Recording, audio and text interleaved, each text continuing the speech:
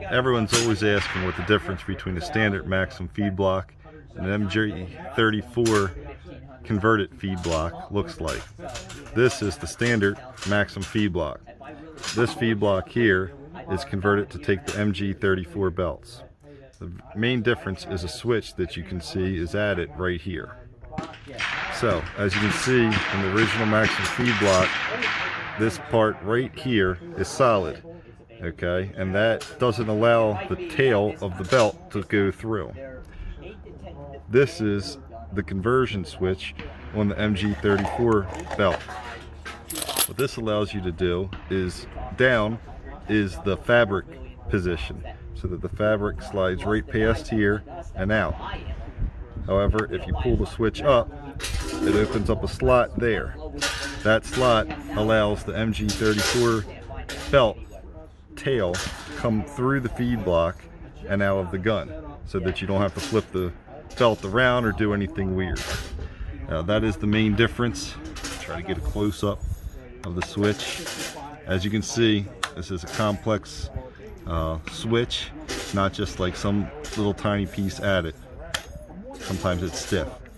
They also increase the size of this piece, the little tail on the feed arm right here. Otherwise, the feed blocks are pretty similar.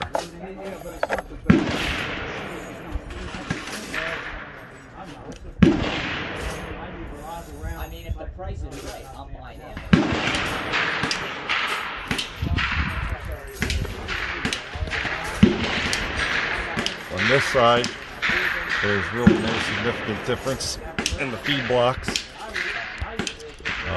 However, you can see right here they did take the plunger off for the rain cover. But other than that, they're identical. This is the standard belt, cloth belt going through the MG34 converted feed block.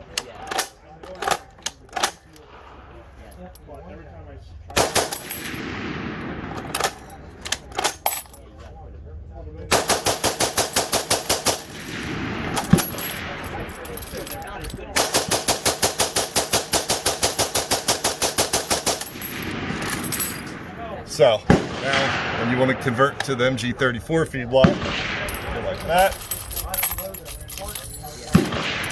Tricky thing is you have to feed this end in, and of course they had specialized belts to help you do this with starter tabs.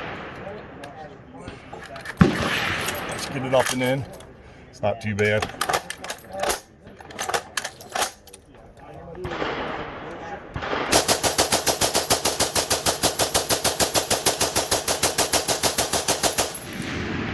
Oh, and you can't see on the other side, the bullet twisted and jammed on the drum bracket. Well, that's the only problem you run into there.